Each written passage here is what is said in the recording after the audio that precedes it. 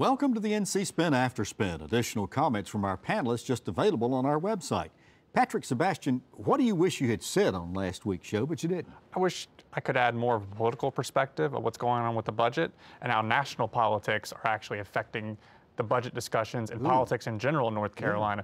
If you look at the Democratic debate yesterday, they were talking about health care for everybody, including illegal immigrants.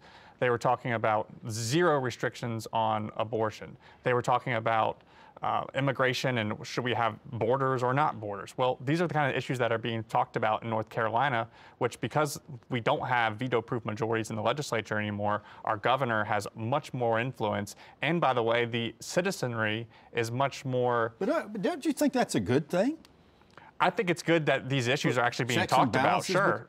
Sure. I mean, your uncle, Pat McCrory, would love to have had a situation like that because that's true. They treated him kind of roughly in there. It's absolutely true. Look, when he was the governor, I remember one legislator, when he put his budget through, he said, "I'm putting this in the garbage immediately." That's right. It got, I mean, and he had to fight. He actually sued the legislature to make sure that his power wasn't taken away by the legislature. So the governor should be a player, shouldn't he? He should be a player, and let me tell you, he's having to take stands now. It's a double-edged sword. He's having to take stands now that he would not have had to take years ago. If this was 2 years ago, the bill that passed that forces sheriffs to comply with ICE detainers, that would have been overridden, and it would have gotten a couple stories in the paper. He would have heaped and hawed about it. Wouldn't have made that much of a difference. Now he had to veto that bill, and now he's facing a lot more pressure to explain, well, why are you against this? Interesting. So he's actually, it's interesting from a political perspective of the governor.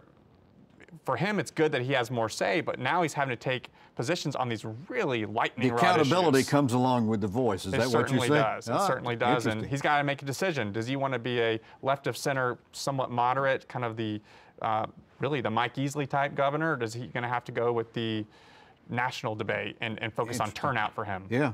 Interesting. Well, thanks for watching the After Spin. We'll have more video all during the week on ncspin.com.